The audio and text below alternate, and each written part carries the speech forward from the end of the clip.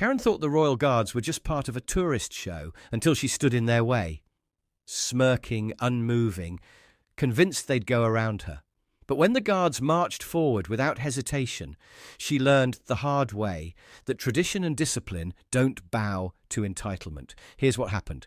But before we continue, let us know in the comments below where you're watching from. Subscribe to the channel, as tomorrow, the sharp click of designer heels against ancient cobblestones announced Deborah Whitmore's presence before she rounded the corner of Buckingham Palace's eastern gate. Her meticulously maintained blonde hair and luxury athleisure wear marked her as someone who considered herself above the ordinary tourists gathered to witness the changing of the guard. "Excuse me," she barked, shouldering past an elderly couple who had been patiently waiting their turn for photos. "Some of us have places to be." Her designer handbag swung carelessly, nearly striking a child who quickly ducked behind his mother. "The queue starts back there, ma'am," a palace attendant politely informed her, gesturing to the orderly line of visitors. Debbie's perfectly manicured hand cut through the air, dismissing his words before they could fully land. "Do you know who I am?" Her voice carried the entitled edge of someone who had never been told no. "I'm not standing in line like some common tourist. I have a lunch reservation at the Ritz in 40 minutes. The attendant maintained his professional composure. "I apologize, ma'am, but for security reasons, all visitors must—" "Security reasons?" Debbie's laugh was sharp enough to draw stares. "For what? Those toy soldiers playing dress-up?" She gestured dismissively toward the palace gates. "This whole thing is just a tourist trap anyway. I'm here to take a quick photo for my—" She caught herself, remembering she was too sophisticated for social media mentions. A young family who had travelled from Australia tried to edge past her, their excited children pointing at the palace guards in the distance. Debbie planted herself firmly in their path. "I wasn't finished here," she announced, as if the entire courtyard were her private photo studio. "Please, miss," the father began. "The children have been waiting all morning." "Well, they can wait a bit longer, can't they?" Debbie's voice dripped with condescension. Honestly, people these days have no concept of proper etiquette. The irony of her statement was lost on no one but herself. In the distance, the first notes of martial music drifted across the palace grounds. The changing of the guard was about to begin, but Deborah Whitmore had already decided that centuries of tradition would have to bend to her schedule. Little did she know, she was about to learn a very different lesson about proper etiquette. One that would leave an impression far more lasting than any photograph. As the ceremonial music grew louder, tourists began shifting positions, their cameras ready to capture the time-honoured tradition. Debbie, however, remained rooted in her chosen spot, now directly in the path where the guards would soon march. "Ma'am!" A retired serviceman stepped forward, his blazer adorned with campaign medals that spoke of real service. "You'll need to move back. The guards will be coming through here shortly." "Oh, please," Debbie rolled her eyes, adjusting her designer sunglasses. "They can walk around me. I'm not moving until I get my perfect shot."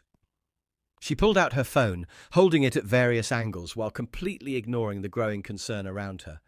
The veteran's weathered face tightened. "These aren't actors, ma'am. They're active duty soldiers performing their sworn duty.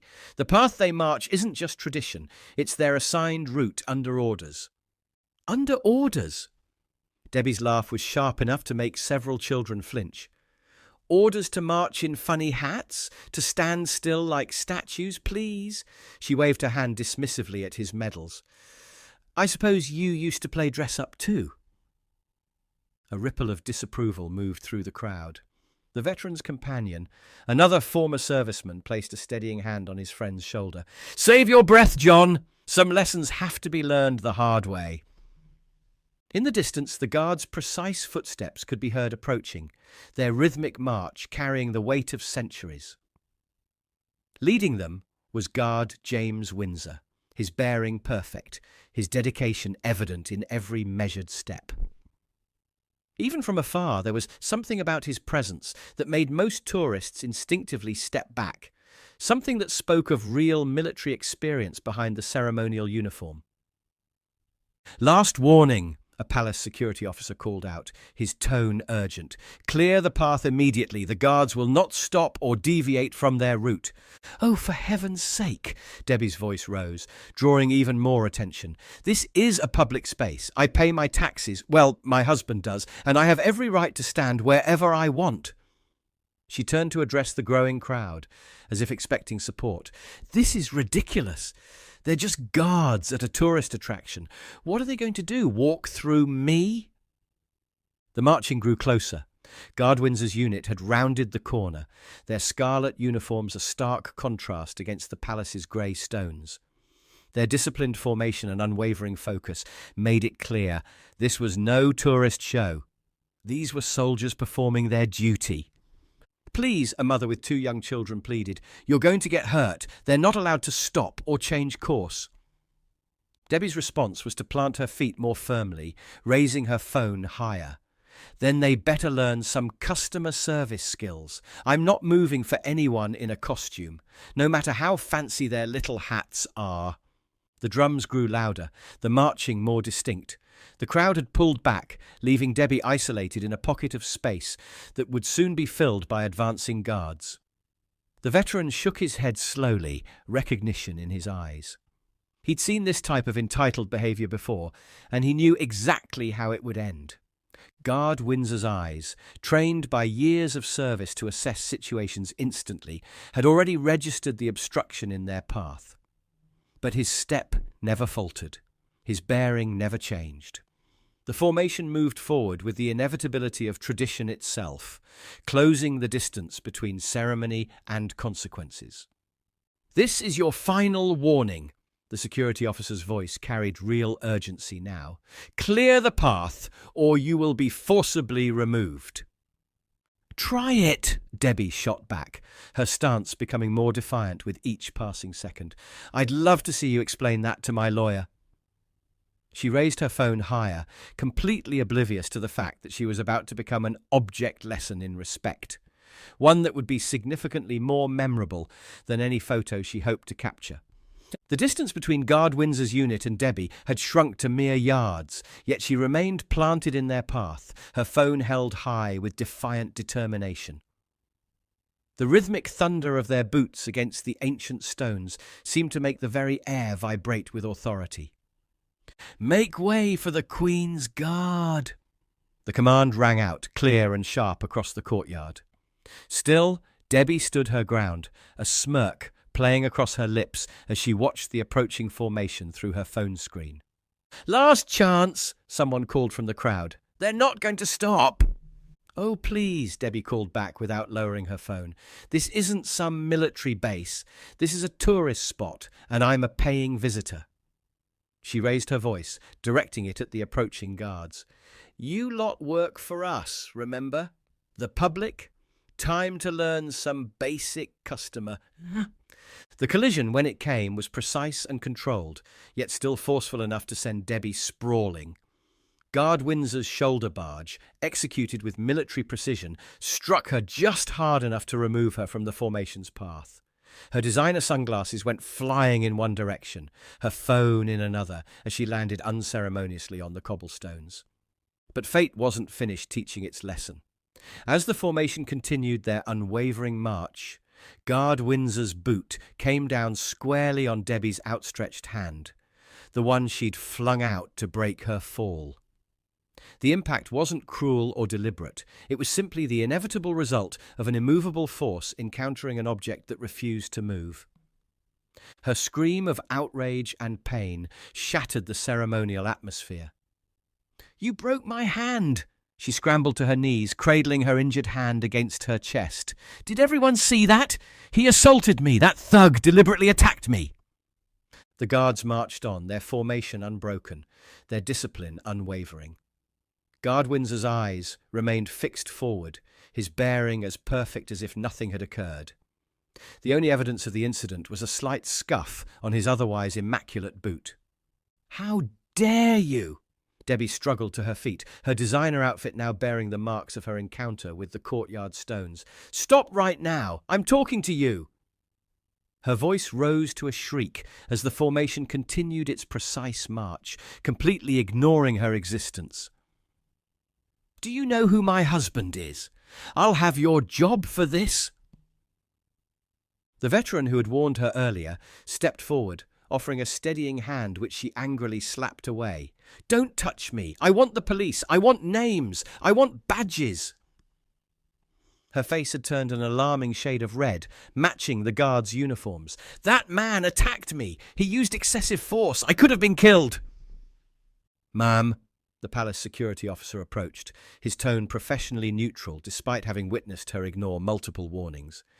"You were advised repeatedly to clear the path. The Queen's Guard are authorized to remove any obstacles in their assigned route." "Obstacles?" Debbie's voice reached a new pitch of indignation. "I am a tax-paying citizen. That man," she pointed at Guard Windsor's retreating back, "assaulted me. He stomped on my hand. I demand he be arrested immediately." A small crowd had gathered around her, though not with the sympathy she clearly expected. Several tourists who had captured the incident on their phones were shaking their heads. The veteran stood nearby, his face a mask of professional neutrality that did little to hide his lack of surprise at the outcome. "I want his name," Debbie continued, her voice echoing off the palace walls. "James Windsor, fine. I'll remember that. My husband's lawyers will make sure he never works in uniform again. I'll own this whole palace by the time we're done." The formation had reached their destination, executing a perfect turn with the precision that came from countless hours of drill practice. Guard Windsor stood at his new post, his bearing perfect, his dedication to duty unshaken by the minor disturbance behind him. "Ma'am," the security officer tried again, "if you'd like to file a formal complaint, we can—" "Complaint?" Debbie snatched up her fallen phone, checking it frantically for damage. "I'm going to do more than complain. I'm going to sue. I'm going to have the media here. Everyone will know how these thugs in fancy dress treat innocent women." She jabbed a finger toward Guard Windsor. "That man is a menace. He's dangerous. He should be in prison, not playing soldier at a tourist attraction." The veteran exchanged glances with his companion, both men recognizing the familiar pattern of entitled behavior meeting immovable authority. They had seen it before, civilian arrogance colliding with military discipline, always with the same result. "The police have been called, ma'am," the security officer informed her, his tone making it unclear whether this was for her benefit or because of her behavior. "They'll be here shortly to take your statement." He paused, choosing his next words carefully. "And to discuss the matter of interfering with the Queen's Guard in the performance of their duties." "Interfering?" Debbie's voice reached a pitch that made nearby pigeons take flight. "They interfered with me. That thug," she jabbed a finger toward Guard Windsor's post, "assaulted me. Look at my hand." She thrust her reddened fingers toward the security officer's face. "This is assault, battery, excessive use of force." Two police officers had arrived on scene, their expressions suggesting they'd dealt with similar situations before. The female officer stepped forward, notebook in hand. "Ma'am, I'm PC Sarah Reedus. Can you please lower your voice and explain what happened?" "What happened?" Debbie's laugh was borderline hysterical. "I'll tell you exactly what happened. Your precious guard attacked an innocent woman. He body-slammed me to the ground and then stomped on my hand. I want him arrested immediately." The male officer, PC Thompson, was already speaking with witnesses. The veteran and his companion provided their accounts, along with several tourists who had captured the entire incident. Their statements painted a markedly different picture than Debbie's version of events. "Ma'am," PC Mitchell tried again, "multiple witnesses state you were warned repeatedly to clear the ceremonial path." "Oh, ceremonial path," Debbie spat the words like they were poison. "This isn't some military zone. This is a tourist attraction. I paid good money to visit this overrated palace, and that man," another violent gesture toward Guard Windsor, "thinks he can assault me because of some ridiculous tradition."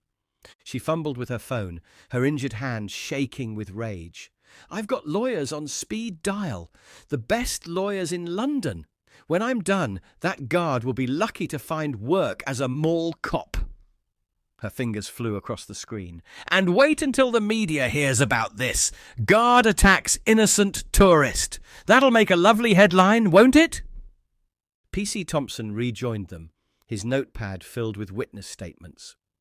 Mrs. Whitmore, according to multiple accounts, you were given at least 6 separate warnings to clear the path. The guards' actions were within established protocols for removing obstacles during ceremonial duties. Obstacles? Debbie's face flushed an even deeper shade of red.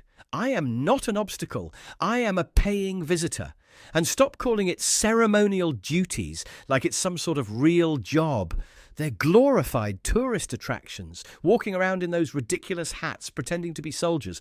They are soldiers, ma'am, the veteran interjected, his voice carrying the weight of someone who had served. Active duty military personnel performing their assigned duties under orders. The ceremonial aspect doesn't change that fact. Did I ask for your opinion? Debbie rounded on him. Why don't you go play dress-up with them, since you're so fond of their little marching game? She turned back to the officers, her voice rising again. Are you going to arrest him or not? PC Mitchell's voice remained professionally neutral. Ma'am, based on the witness statements and your own admission of refusing to clear a designated military patrol route, we will not be arresting Guard Windsor. However, we do need to discuss your actions today. My actions? Debbie's screech echoed off the palace walls. I was assaulted. Look at my hand. Look at my clothes. She gestured at the dirt marks on her designer outfit. This outfit cost more than that guard makes in a month. I demand compensation. I demand justice. A small crowd of tourists had maintained a respectful distance, watching the scene unfold. Several children hid behind their parents, while others openly stared at the spectacle of entitlement meeting its match. The veteran and his companion stood nearby, their presence a silent reminder of the real military authority behind the ceremonial facade. This isn't over, Debbie declared, jabbing her phone toward Guard Windsor's immobile form. You hear me? This isn't over. I'm going to make sure everyone knows what kind of thugs they've got guarding this place. She turned back to the officers. I want his full name, his service number, and his commanding officer's contact information. Now! PC Thompson cleared his throat. Ma'am, if you'd like to file a formal complaint, we can direct you to the appropriate channels. However, I should inform you that interfering with the Queen's Guard in the performance of their duties is a criminal offence. Criminal offence? Debbie's laugh was sharp enough to cut glass. The only criminal here is that uniformed thug, and if you won't arrest him, I'll make sure my husband's lawyers handle this. We'll see how tough he looks when he's explaining himself in court. The sharp sound of boots on stone announced the arrival of Guard Captain Roberts, his bearing carrying the unmistakable authority of a career soldier. The polished brass of his insignia caught the afternoon sun as he surveyed the scene before him, taking in Debbie's dishevelled appearance and the resigned expressions of the police officers. What seems to be the problem here? His voice, though quiet, carried the kind of authority that made everyone except Debbie stand a little straighter. Finally! Debbie thrust herself forward, her injured hand cradled dramatically against her chest. Someone in charge! I demand the immediate arrest of Guard James Windsor for assault and battery. He attacked me without provocation and... Mrs. Whitmore, Captain Roberts cut through her tirade with military precision. I've already been briefed on the situation. My guard acted entirely within protocol when you refused to clear a designated military route after multiple warnings. Protocol? Debbie's voice rose again. He body-checked me to the ground. He stomped on my hand. What kind of protocol is that? The captain's face remained impassive. The Queen's Guard are active-duty military personnel operating under strict orders. They are authorised to remove obstacles from their path using necessary force. The level of force used is precisely calculated and practiced extensively. Are you actually defending this? Debbie's face contorted with rage. Do you have any idea who my husband is? Your husband's identity is irrelevant to this situation, madam, Captain Roberts interrupted, his tone suggesting he'd dealt with similar threats before. What is relevant is your deliberate interference with a military unit performing its duties. PC Mitchell stepped forward, notebook still in hand. Captain, we've collected statements from multiple witnesses confirming that Mrs. Whitmore ignored repeated warnings and deliberately positioned herself in the guard's path. Of course they're all backing each other up, Debbie's voice echoed off the palace walls. This whole place is just one big boys' club with fancy uniforms. Well, let me tell you something, Captain, whatever your name is. This isn't some military dictatorship. You can't just assault civilians because they're in your precious path. The captain's response was measured, each word carrying the weight of centuries of tradition. Mrs. Whitmore, the Queen's Guard are not a tourist attraction. They are serving military personnel performing vital security duties. Their ceremonial role does not diminish their authority or their responsibility to maintain their designated patrol routes. Security duties? Debbie's laugh was bitter. Please, I saw more security at my local shopping centre. At least they know how to treat paying customers with respect. This is not a shopping centre, madam, Captain Roberts's voice took on an edge of steel. This is a working royal residence and military installation. The guards you see are combat-trained soldiers who have earned their positions through years of dedicated service. Guard Windsor himself served 2 tours in Afghanistan before being selected for this duty. Oh, spare me the military fairy tales, Debbie snapped, waving her phone like a weapon. Wait until social media hears about this. Combat-trained soldier attacks defenseless woman. That'll look great in the headlines, won't it? Captain Roberts clasped his hands behind his back, his posture impeccable. Mrs. Whitmore, perhaps you're unaware that interfering with the Queen's Guard is a criminal offence under Section 28 of the Armed Forces Act. P.C. Mitchell, P.C. Thompson, I believe this falls under your jurisdiction now. You can't be serious. Debbie's voice faltered slightly for the first time. You're actually going to charge me? After one of your toy soldiers attacked me? Guard Windsor executed his duty exactly as trained, the captain continued, unmoved. The fact that you suffered minor injuries as a direct result of your own refusal to comply with lawful orders is unfortunate, but entirely of your own making. Debbie's face had turned an alarming shade of purple. Lawful orders? I'm a civilian. You can't give me orders. This is assault, plain and simple, and I will not rest until... P.C. Mitchell, Captain Roberts turned to the officer, effectively dismissing Debbie's continued protests. I'll have my office forward you the relevant security footage and duty logs. I trust you can handle things from here. This is outrageous, Debbie's voice cracked with fury. You can't just ignore me. I demand to speak to whoever's in charge of this entire operation, someone higher up than you. Captain Roberts turned back to her, his expression unchanged, but his voice carrying a final note of authority. Mrs. Whitmore, this incident is now a police matter. I suggest you direct your complaints through the proper legal channels. In the meantime, I recommend you reflect on the seriousness of interfering with military personnel in the execution of their duties. Right then, Mrs. Whitmore, P.C. Mitchell stepped forward, her demeanour professional but firm.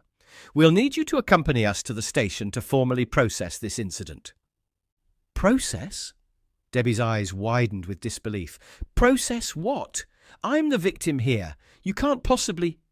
You have 2 options, P.C. Thompson interjected. You can come voluntarily to provide your statement, or we can formally arrest you for interfering with military personnel and disturbing the peace. Your choice. The veteran who had tried to warn her earlier stepped forward one last time. Ma'am, if I may, sometimes accepting responsibility for our actions is the better part of valour. Responsibility? Debbie clutched her designer bag like a shield. The only one responsible is that thug in the red costume. This is absolutely... She stopped mid-sentence as P.C. Mitchell produced a pair of handcuffs. You wouldn't dare. Mrs. Whitmore, Captain Roberts spoke one final time, his voice carrying the weight of generations of military discipline. Your actions today demonstrated a profound disrespect, not just for the uniform, but for the principles it represents. These guards are not actors in a tourist show. They are soldiers who have bled for their country, who stand ready to defend it at a moment's notice. The ceremony you mock is built on centuries of sacrifice and dedication. I don't care about your ceremonies. Debbie's voice had taken on a hint of desperation. This is assault, battery, false arrest. Your husband's lawyers will find, PC Mitchell cut in smoothly, that every action taken today was fully within the law. Now, shall we proceed to the station, or do I need to read you your rights? Debbie looked around wildly, but found no sympathy in the surrounding faces. The crowd that had witnessed her behaviour watched in silence as she was led away, still protesting loudly about lawyers and lawsuits and social media revenge. Captain Roberts turned to address the gathered tourists, his voice carrying clear authority. Ladies and gentlemen, thank you for your patience during this incident. Please remember that while we welcome visitors to witness our ceremonies, these are not mere performances. Every guard you see here has earned their position through years of dedicated service. They represent the finest traditions of the British military, and we expect visitors to respect both their duty and their authority. As the crowd began to disperse, the two veterans exchanged knowing looks. The older one touched his campaign medals thoughtfully. Some people, he mused, never learn the difference between authority and entertainment. His companion nodded, watching as Debbie's continued protests faded into the distance. Pride comes before a fall, he replied quietly, and some falls are harder than others. Guard Windsor remained at his post, his bearing perfect, his discipline unshaken by the incident. The afternoon sun glinted off his brass buttons and polished boots, the same boots that had taught an entitled tourist a lesson about respect she wouldn't soon forget. The palace grounds returned to their normal routine, the ancient stones having witnessed yet another clash between civilian arrogance and military discipline. The outcome, as always, had been inevitable. A reminder that some traditions endure not because they're relics of the past, but because they represent timeless values of duty, honour, and respect. What makes someone think they're above tradition, above respect, above the very institutions that have stood guard over our civilization for centuries? Maybe it's the modern age of instant gratification that convinces some people their personal convenience outweighs centuries of protocol. Or perhaps it's the entitled belief that money and status put them beyond the reach of rules that apply to everyone else. But as we saw today, some lessons come at a higher price than designer outfits and legal fees. The Royal Guards aren't actors in a historical reenactment or theme park entertainers. They are highly trained soldiers, carrying on a tradition of service that stretches back through generations. Their discipline isn't for show, and their authority isn't up for negotiation. Next time you visit Buckingham Palace or any historical institution, remember this. Respect isn't just about following rules. It's about understanding that some things are bigger than our individual wants or conveniences. The guards standing watch today may have served in Afghanistan yesterday and could be deployed tomorrow. The ceremony you witness isn't just for tourists, it's a living link to centuries of service and sacrifice. So we want to hear from you. Have you ever seen someone mistaking authority for entertainment, treating those in uniform as if they were there for amusement rather than duty?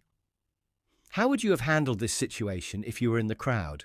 Let us know your thoughts in the comments below. We read every comment and love hearing your perspectives. If you enjoyed this story, don't forget to show your support. Hit the like button to let us know you want more content like this. Subscribe to the channel so you never miss a new story. We bring you incredible tales of discipline, bravery, and the lessons behind these time-honoured traditions every single day. Turn on the notification bell so you're always the first to see our latest uploads. Share this video with your friends and family who might appreciate the deeper meaning behind these traditions. Your support helps us keep creating more content like this. And if you can't get enough of these incredible stories, in the description below. Thank you for watching and being part of this amazing community. Your engagement, your insights, and your respect for these traditions mean everything. Until next time, remember, respect isn't outdated, And some lessons are best learned through those who stand guard, not just over palaces, but over the very principles that make civilization possible. See you in the next video.